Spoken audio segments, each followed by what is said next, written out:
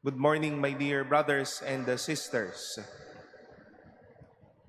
All eyes were on Jesus as we've heard our gospel today. All eyes were on Him if He will be curing or He will be doing something for this man with dropsy that is in front of Him during a Sabbath day.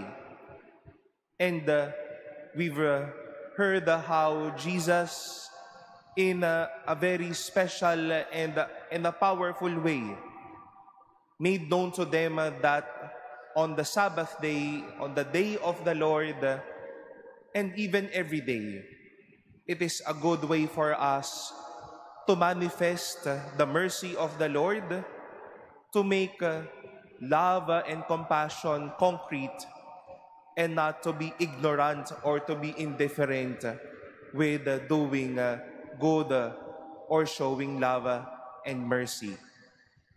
Hindi lang naman sa pagkakataong ito na mayroong nangyayari sa harapan ni Jesus at gumawa siya ng tugon dito.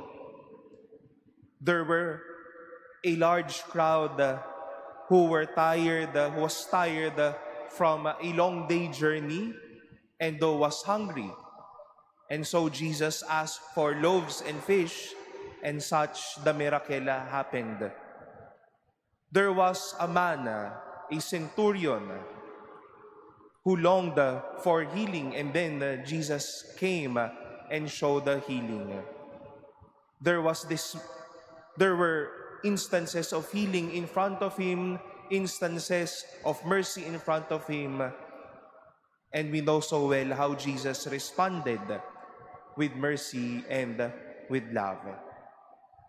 At mga minamahal na kapatid, patuloy po tayong pinapaalalahanan ni Jesus at binubukas ang ating mga mata sa mga ganoong bagay, sa mga pagkakataong may mga pangyayari na nasa harapan din natin.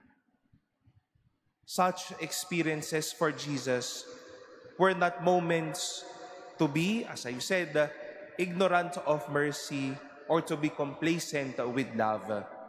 But for those moments were moments of grace and moments of mercy.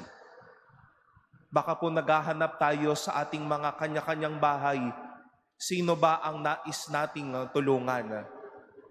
Little did we know, nasa harapan lang pala natin o nasa loob lang pala ng bahay natin ang pagbibigyan natin ng awa at kalinga. We might be thinking, how can I be kind? How can I be compassionate today? Siguro yung nasa harapan o katabi nating tatawid mamaya ang nangangailangan ng ating kamay o gabay para makatawid ng maayos. If we are thinking how we can express God's goodness today, how can I express my faith today? There might be someone knowing or willing to know Jesus as we continue with life. Every day, my dear brothers and sisters, is not a chance for us to be indifferent and to be ignorant with mercy. But it is every day that we must show it. Madaming mga pagkakataon na may mga bagay din pong nangyayari sa harapan natin.